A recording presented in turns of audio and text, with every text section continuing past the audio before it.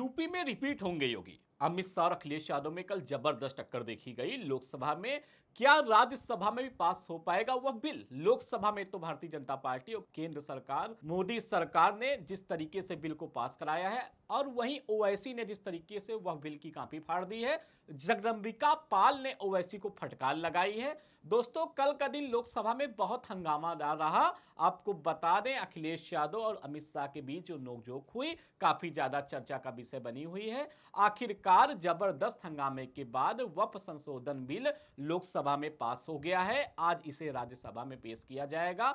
अगर ये यहां भी पास हो जाता है तो इसे राष्ट्रपति की मंजूरी के लिए भेजा जाएगा और उसके बाद देश में कानून के तौर पर लागू किया जाएगा। जानिए आखिर इस बिल में ऐसा क्या है जो इसको लेकर इतना घमासान मचा है। नमस्कार, आप देख रहे हैं 24 अड्डा न्यूज। मैं हूं आपके साथ शुभम अवस्थी। जहां देर रात वक्फ संशोधन विधेयक को बहुमत से मंजूरी मिल गई, पूरे दिन चली लंबी बहस, विपक्ष के हंगामे और जोरदार तकरार के बाद यह बिल 288 वोटों के समर्थन से पास हुआ, जबकि 232 सांसदों ने इसका विरोध किया।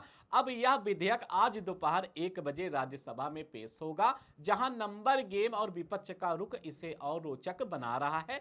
इस बीच लोकसभा में अखिलेश यादव और अमित शाह के बीच हुई तीखी नोकझोंक ने यूपी की सियासत में नई हलचल पैदा कर दी है। लोकसभा में क्या क्या हुआ? कल लोकसभा में वक्फ संशोधन बिल पर चर्चा सुबह से देर रात तक चली। किरण रिजिजू, संसदीय और केंद्रीय संसदीय और अल्पसंख्यक मामलों के मंत्री, ने बिल पेश करते हुए कहा कि इसे लेकर लोगों को गुमराह किया जा रहा है। उन्होंने जोर देकर कहा कि कोई कानून दूसरे के ऊपर नहीं हो सकता और यह बिल वक्फ प्रणाली में पारदर्शिता लाने के लिए है। दूसरी ओर विपक्ष ने इसे अल्पसंख्यकों के अधिकारों पर हमला करार दिया।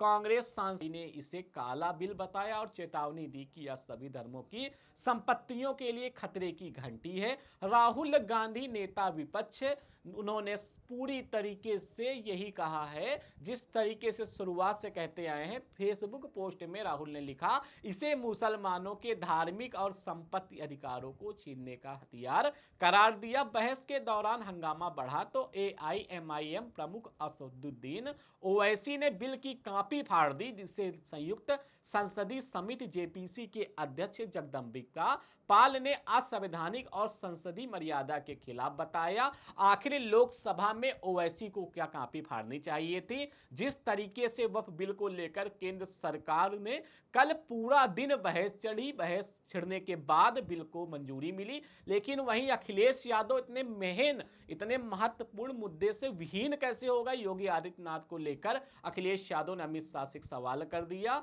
अखिलेश ने कहा, आप हमारे योगी जी के बारे में कुछ नहीं बोलेंगे? यह सवाल 2024 के लोकसभा चुनाव में बीजेपी की हार और 2027 के यूपी विधानसभा की चुनाव की तैयारियों से जोड़कर देखा जा रहा है। जवाब में अमित शाह ने भी मजेदार तरीके से जवाब दिया, कहा वो भी रिपीट होने वाले हैं। इस बयान में सदन में धमाके लगवाए और यूपी में योगी आदित्यनाथ के भविष्य पर जो सवाल चल रहे थे, जो अटकलें चल रही थी, उसमें नया मोड़ दे दिया। अखिलेश यादव ने वक्फ बिल जैसे मेन महत्वपूर्ण मुद्दे से अखिलेश ने भटककर योगी का नाम अमित शाह से क्यों लिया?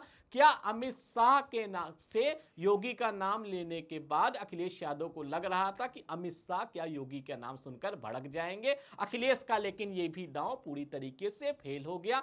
अब बारी है राज्यसभा का नंबर गेम। राज्यसभा में कैसे पारित होगा? अब नजरें राज्यसभा पर हैं, जहां आज दोपहर 1 बजे किरण रिजिजू यह बिल पेश करेंगे। राज्यसभा में कुल 236 सांसद हैं और बहुमत के लिए 119 वोट चाहिए। बीजेपी के पास 98 सांसद हैं, जबकि एनडीए के सहयोगियों के पास यह संख्या सिर्फ 115 के करीब पहुंचती है। विपक्ष, जिसमें कांग्रेस, सपा और एआईएमआईएम जैसे दल शामिल हैं, इसका कड़ा विरोध करने को तैयार हैं। कांग्रेस ने कहा है कि वह राज्यसभा में पूरी ताकत से इस बिल को रोकने की कोशिश करेगी। ऐसे में यह देखना दिलचस्प होगा कि क्या सरकार राज्यसभा में भी अपना दम दिखा पाएगी।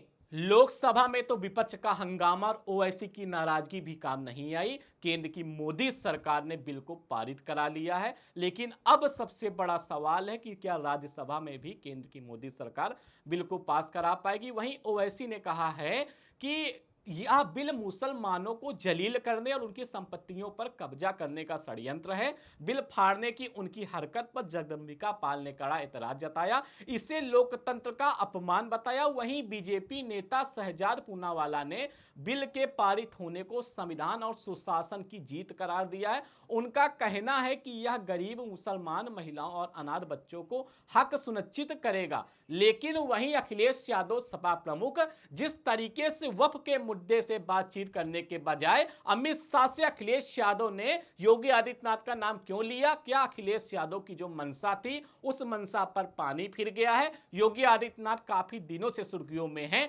यही कहा जाता है भाई मोदी के बाद प्रधानमंत्री कौन, मोदी के बाद प्रधानमंत्री कौन। लेकिन अखिलेश यादव ने जिस तरीके से कल केंद्र में योगी आदित्यनाथ का नाम अमित शाह से ले लिया, वहीं अमित शाह ने भी एक उनको आशीर्वाद दे दिया कि भाई आपकी जैसी हमारी पार्टी नहीं है जो कोई भी 4-5 लोग गिने चुने अध्यक्ष बन जाते हैं। वहीं अखिलेश ने एक सवाल यह भी दागा कि भारतीय जनता पार्टी जो है आज तक पार्टी का अध्यक्ष नहीं चुन पा रही है, जिसको लेकर अमित शाह ने मजाकिया अंदाज में अखिलेश यादव को जवाब दिया। क्या अखिलेश उत्तर प्रदेश के मुख्यमंत्री योगी आदित्यनाथ के बढ़ते कद से डर रहे हैं?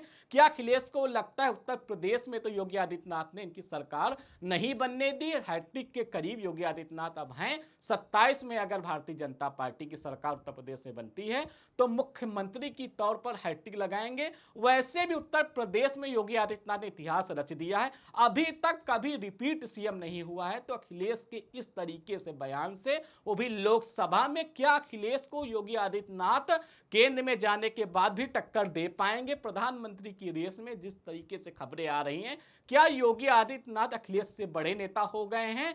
ये सारे सवाल हम आप पर छोड़ते हैं, आप क्या सोचते हैं जवाब जरूर दीजिएगा। फिलहाल राज्यसभा में क्या नरेंद्र मोदी केंद्र की सरकार आज बिल वक्फ संशोधन बिल पेश कर पाएगी, पारित करा पाएगी? क्या विपक्ष हंगामा करेगा? फिलहाल क्या होगा, शाम तक तस्वीर बिल्कुल साफ हो जाएगी। फिलहाल 2 सवाल दोस्तों आपके लिए छोड़ के जा रहा हूं, सवालों के जवाब आप देना बिल्कुल मत भूलें।